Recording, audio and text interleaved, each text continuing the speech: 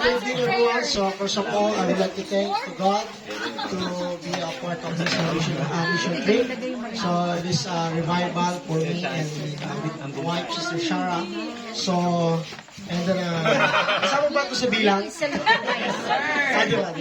So, kapag bilog sa revival, no? Doon natin na mag-start. So, anyway, so, para mabilis lang po tayo, so, tayo po tumayo, let's stand and open our Bible in the book of Romans chapter 12. I think this verse. So, if you have a Bible, so, say amen. Amen. Okay, so, 12, verse 1.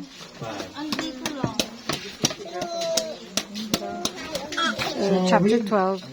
We read to all, sabay-sabay po tayo, basahin po natin. Verse 1 and verse 2. So, the Bible says, can you read? I beseech you therefore, brethren, by the mercies of God, that ye present your bodies a living sacrifice, holy, acceptable unto God, which is your reasonable service. And be not conformed to this world, but be ye transformed by the renewing of your mind, that ye may prove what is that good and acceptable and perfect will of God. Shall we pray? Amen. Father, Lord, we usable verse, right? It is common Bible verse in the Bible. But if you look at this verse and understand in verse 2, so we give emphasize this verse. What the Bible says, and be not conformed to this world, right? But be ye what? Transformed by what? Renewing of your mind. Amen. The title of this message is talking about the renewing of your mind. Amen. For this night, there are three things we need to do, and then we need to understand tonight. Number one is, let's go to Philippians chapter 2, verse 5. Philippians chapter 2, verse 5. If you have this verse, say amen. Amen. Now the Bible says, Philippians chapter 2, verse 5, let this mind, what? Be in you, which was also in Christ Jesus. Amen. One thing, I think this, the Bible says, if you have a mind of Christ, okay, what the Bible says in the book of, I think, Ephesians, one Lord, one faith, one baptism, yeah, and one mind. But the Bible says, let this mind be in you, which was also in Christ Jesus. Did you know, brethren in Christ, these activities, it is talking about the mind of Christ. Number one, it is talking about the Christ mind.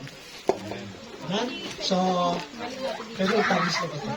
Ibig sabihin, mga minamahal, ang activity po na ginagawa po natin na ito is connected.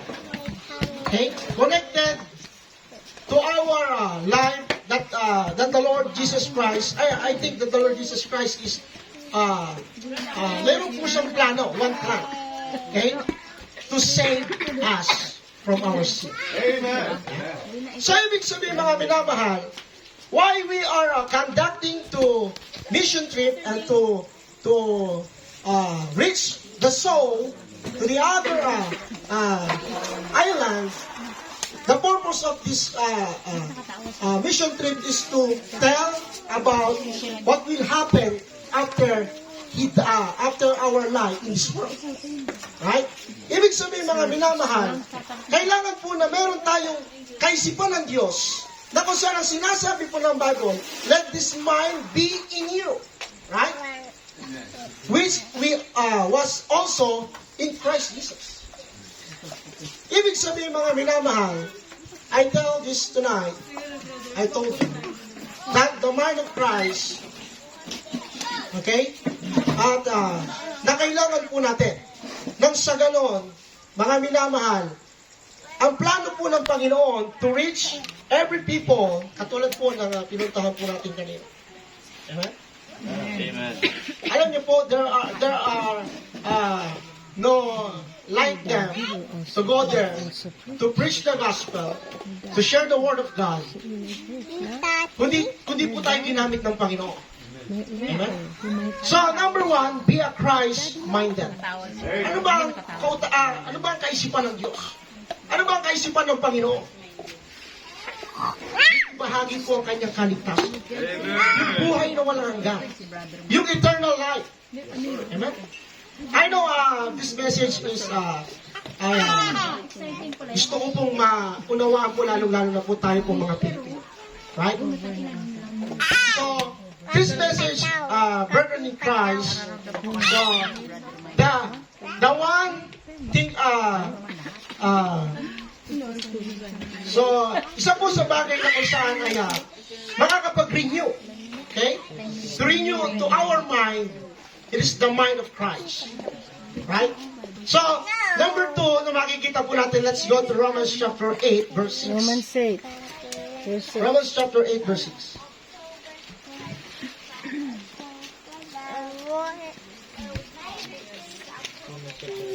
Sabi ko na din po. 8 verse 6. Not confirm. Say amen. Amen. Romans chapter 8, verse 6. The Bible says, so then they that are in the flesh cannot please God. Verse 9, but ye are not in the flesh, but in the spirit.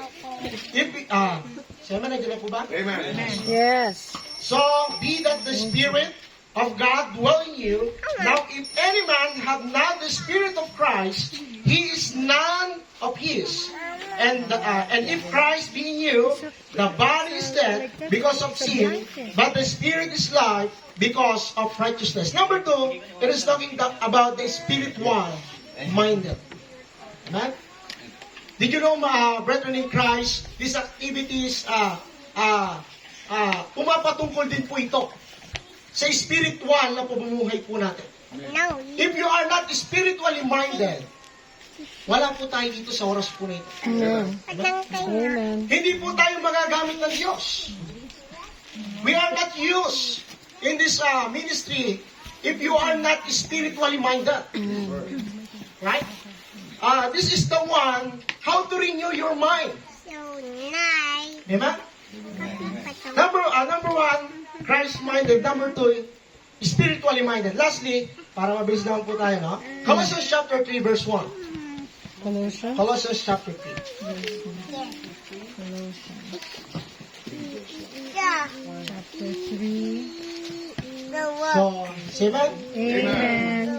The Bible says, if ye then be risen with Christ, seek those things which are above, where Christ sitteth on the right hand of God. Look at this verse. Set your affection on things above, not on things on the earth. Amen. Lastly, it is talking about the heavenly mind. Amen. Right? Say, There is no other hope to this world. It is the Lord Jesus Christ only. Amen. If you have a trials in your life, if you have a persecution in your life, look at the Lord Jesus Christ. And the Bible says, Amen. looking unto Jesus, the author and the finisher of our faith. Amen. ganyan. Kung tayo po'y nalulugmok sa kasalanan, nalulugmok po sa kahirapan ng buhay, remember this verse. What the Bible says, set your affection on things above. Not on the things on the earth. On things, not on things on the earth. Pa. So, brethren in Christ, Yan. I pray to God, this message is, you understand, and also to our brethren in Christ in Korea. I think it is, I pray to God to understand. But anyway, that's all, and thank you, and God bless. Amen. All right. Thank you, Pastor Juan.